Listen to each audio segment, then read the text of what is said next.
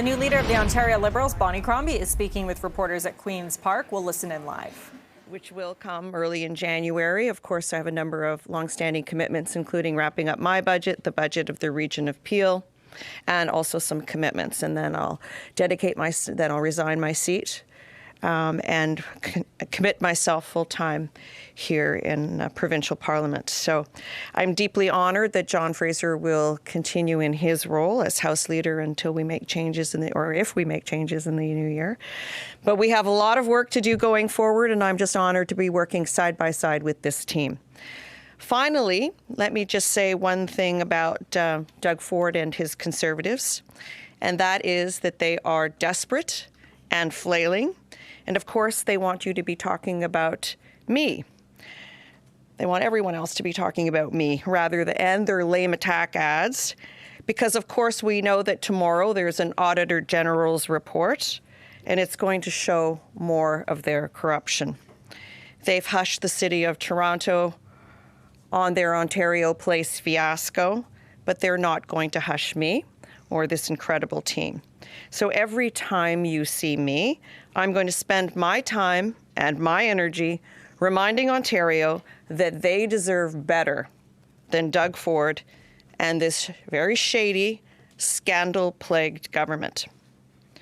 We are going to talk about the things that matter to Ontarians and the things that an Ontario Liberal government can do to make things happen for people, ordinary, hardworking people. Finally. And now I'm happy to take your questions. The Premier says you're flying around in a private jet with a developer. Who's that developer? I have no idea what he's talking about, and quite frankly, I don't think he knows what he's talking about. What's your relationship with Benny Marotta? Have you flown on a private jet with him? I have never been on I'm not even sure he has a private jet, but perhaps he does. No, I have not. I don't know. I know him. He is a developer in the city of Mississauga, like many others, a partner in home building. He says you're friends and you visited his winery. Is that accurate? Yes, I have. I've even brought my mother there. She enjoys it as well. And many of my colleagues have visited as well. I know he likes to entertain politicians there. Has he ever paid for any of those visits? Absolutely not.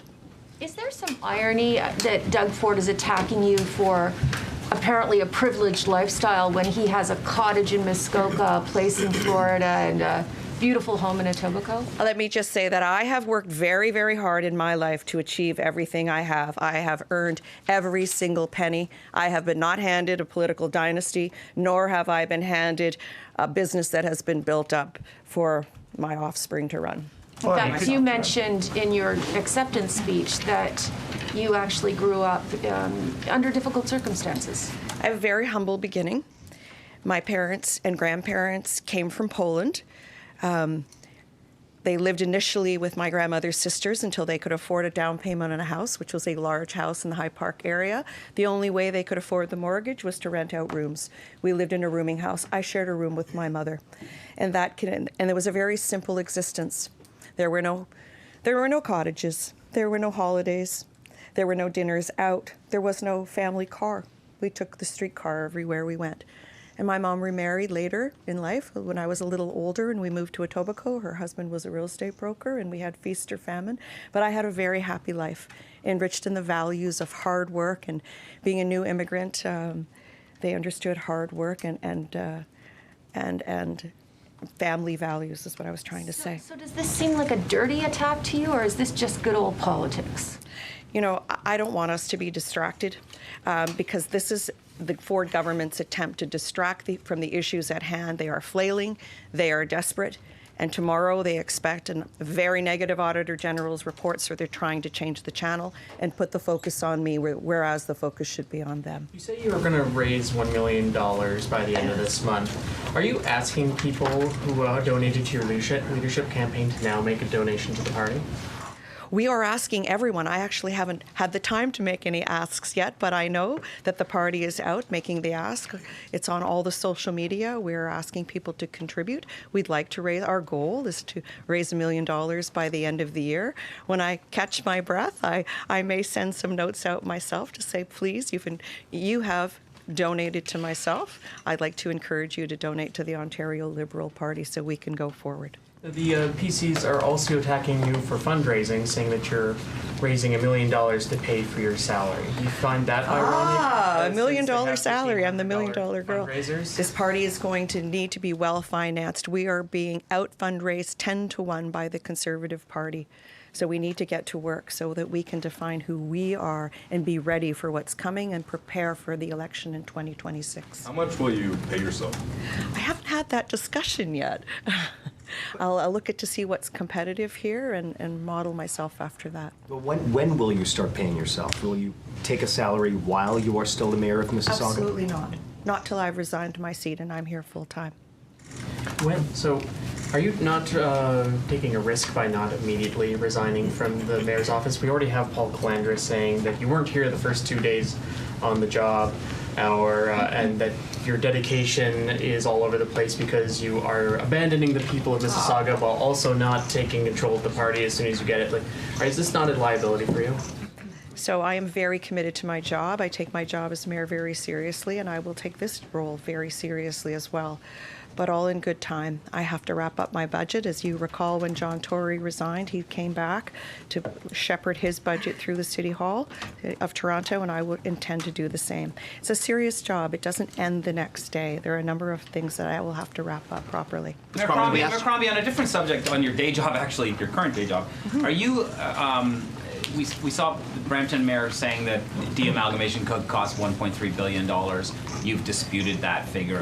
I'm just wondering, are you concerned at some of the noise that's out there around this debate? So I'm not sure why Mayor Brown is trying to distract from the work on hand. It seems to be a desperate attempt to derail a process that is well in hand, a process that the Premier himself appointed a group that he has confidence in, and quite frankly, I've met with them and I have confidence in them as well.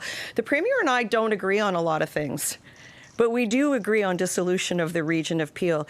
He has made it his mandate to cut red tape and eliminate duplication and all those great things, eliminate waste, duplication, and cut red tape. And this is precisely what the dissolution of Peel does.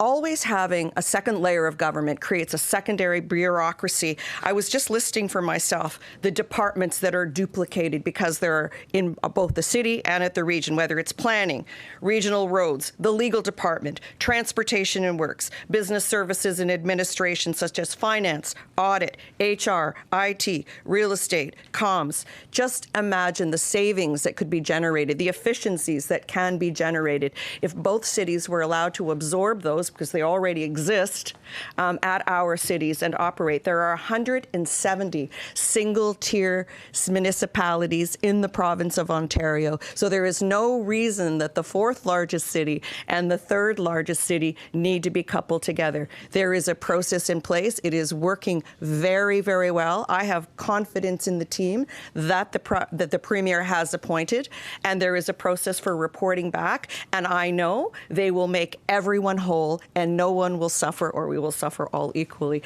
But it is the right thing to do so that we can all control our own destiny. And of course, there are solutions for many of the services and service agencies, such as water and wastewater.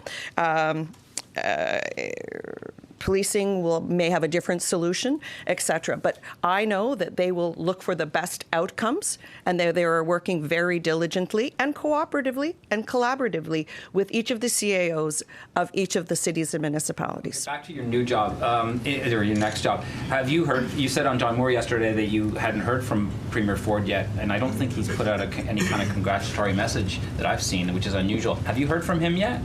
Since you became a Liberal leader? I have not. So he hasn't picked up the phone and called you, but you said on John Moore that you had heard from some cabinet ministers and you'd heard from the Prime Minister. That's correct. Previous to that, The mayor of Caledon, though, is also now saying that she's asking the province to rethink its dissolution. Yeah. So now we have two of the municipalities involved saying they don't want to. So Caledon is a different situation than certainly Mississauga or Brampton. Brampton can, of course, stand on its own 2 feet. I've witnessed Brampton freeze taxes. I've witnessed Brampton at a lower tax rate than the city of Mississauga. So they are very well able to stand on their own 2 feet. And I know they wouldn't do it at the expense of his reserves or his capital budget. So I know Brampton is very easily can stand on their own 2 feet and does. Caledon needs special consideration in different types of service agreements, and I know this is all being considered by John Livy and the Transition Board, and everyone will be dealt with equitably and fairly. But this process needs to continue. I know how passionate Hazel McCallion was about this, and I know that when I visited her in her final days, she kept saying to me, "I'm talking to the Premier about it, Bonnie, don't you worry, I'm going to get a promise from him." So I know that he was very committed to Hazel McCallion, and he knows that this is the right thing to do, especially when you have a government that you claim the mandate is to cut red tape. Look for efficiencies and drive lean and eliminate duplication and waste. That's what this does. So I'm very confident this process should go forward and will go forward because it's the right thing to do. This is a new moment in time, though, for the government. The new minister has been rolling back almost everything that's come out of municipal affairs and housing. How concerned are you that they could pull the plug on this dissolution? Yeah. I don't think that this is what this government wants to be known for, walking back legislation such as the notwithstanding clause and the Greenbelt. Certainly those were the right thing to do. This would not be the right thing to do. This speaks to their mandate, which is to cut cut duplication and eliminate waste and cut red tape. Have you heard from the Minister of Municipal Affairs? Has he indicated to you what is going to happen? No, I have not, and I touched base with my city manager and asked her if she's spoken with John Livy, chair of the Transition Board, and as far as they're both concerned, everything is proceeding as it should be.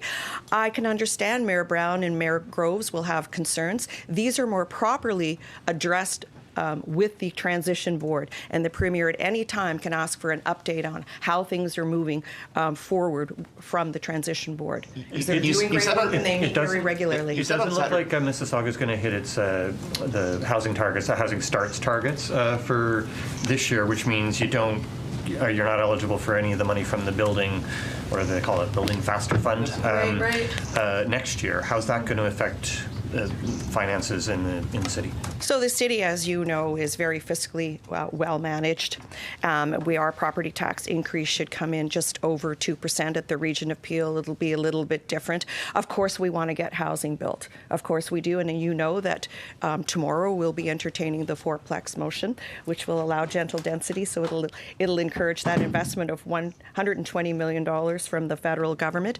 But the market has slowed down. The developers are not building. So we need to encourage them to get shovels in the ground. We've done our bit we have 80,000 permits that can be pulled, 20,000 that are sitting there right now, another 60,000 that are as of right. The conditions are ripe for building. For us, we'd like to get shovels in the ground. It's the development community that has slowed down for market force reasons, for financing reasons, supply chain, labor, all those reasons. So we need to change those factors so that we can get shovels in the ground. You said on Saturday you were open to running in Lambton, Kent, Middlesex, but I believe the Liberals have a nominated candidate. That's correct. So that's off the table now. That's correct. John and I have spoken, and there is someone that party has in mind that they've spoken to. So there's likely not going to be a by-election for you in the next little while. Not in the very near future, but we both know things change. Mayor Crombie, speaking of by-elections, can I just ask you, Hazel McCallion, she endorsed you in 2014 in your first mayoral run. Do you anticipate that you'll endorse the candidate in Mississauga's by-election? No, I don't think that's. I don't think I'll take that approach. No, there's an open field right now. I know there are lots of people that are expressed interest, but there will be many more. When there's not an incumbent running, there will be a lot of expressions from business and community and political leaders. Bonnie, Paul Calandra today essentially hinted that you were incompetent when it came to building new housing in Mississauga and that you haven't met your targets for many years. Has Paul Calandra built any housing? Thank you. Next question. The Premier's seeming animosity towards you is because you both claim that Hazel McCallion as a mentor. Is there a rivalry over her affections? I know that the Premier came to know Hazel McCallion much longer after I did. I think everyone will express collegiality and affinity for Hazel McCallion. She was beloved by all, and there's no rivalry in her affections. We're not rivaling siblings. She had deep affection for a number of people, and she encouraged us all to run. She encouraged me. She encouraged many people. She encouraged all women to run. She loved it when women ran in politics. She thought politics was better and less corrupt when there were more women. Does it make you angry when Mayor Crombie, does it make Premier you Ford angry? is accusing you of kind of being cozy with developers. You're accusing him of being cozy with developers. You've said you're friends with one. What's the public supposed to think here? Like, is there anything wrong with that, or is there one So you party have to that's too remember cozy? What that is these it? people are our partners in home building, and they are stakeholders. They are not our friends. We are not cozy.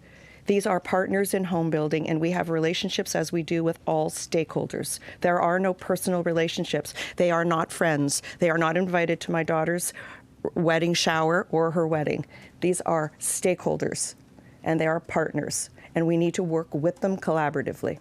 Does it make you angry when the Premier launches his personal attack? Does it make you angry when you hear that from the Premier? I know what the Premier is trying to do. He's trying to distract from his own record and the fact that there's an Auditor General's report coming out tomorrow. He must be deeply concerned about. Thank you, everyone.